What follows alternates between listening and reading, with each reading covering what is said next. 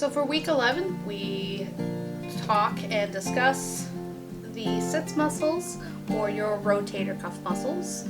That includes the Supraspinatus, Infraspinatus, Teres Minor, and Subscapularis. Starting with Supraspinatus, its origin is the supraspinous fossa. Supra meaning above, and we're going to be above the spine, and here will be your supraspinous fossa. Its insertion is the greater tubercle of the humerus, making sure that we are in anatomical position, that bicipital groove is front and center. The greater tubercle is going to be on the outside of that bicipital groove here, because it's too good for the body. Its action is to abduct or abduct the shoulder, so this is lifting the arm away from the body. Next is the infraspinatus. Its origin is the infraspinous fossa, infra meaning below the spine here. So infraspinous fossa.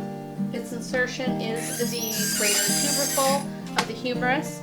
Again, making sure in anatomical position with that bicipital groove front and center. The greater tubercle is going to be on the outside of that bicipital groove. Its actions are to laterally flex the shoulder. There are a couple of different ways that you can do this. You can make a goalpost, or you can envision an L. You can rotate the arms outward as well. And then it also adducts the shoulder. So if this is our starting point, the arm is going to be added to the body. Moving on to Teres Minor, its origin is the superior lateral border of the scapula here, so we're going to be on these upper portion of that lateral border. Its insertion is also the greater tubercle of the humerus, so again making sure that we are in anatomical position with that bicipital groove front and center. The greater tubercle is going to be on the lateral side of that. Its actions: it laterally rotates the shoulder. Again, you can make a goalpost, an L, or rotate the arms outwards with your palms facing upward. And it also adducts or adducts the shoulder. Again, if your arm is in the starting point here, we are just adding the arm to the body.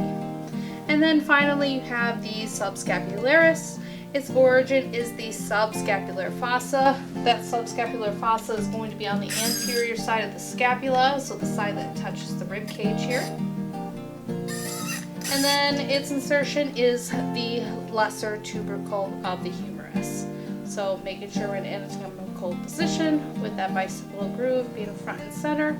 The lesser tubercle is going to be on the medial side of that. And then its action, it immediately rotates the shoulder. So you can think of an M, you can think of a scarecrow, and also rotating where your palms are facing downward.